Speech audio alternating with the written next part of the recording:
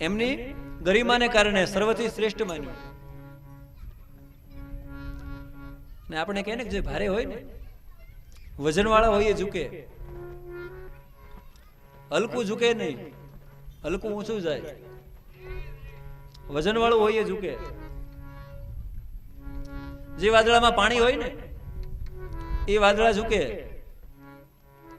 અને પાણી વગરના વાદળા હોય આકાશમાં ઉડ્યા કરે. બીજા અર્થમાં આપણે લઈએ ને તો પાણી વાળા ઝૂકે,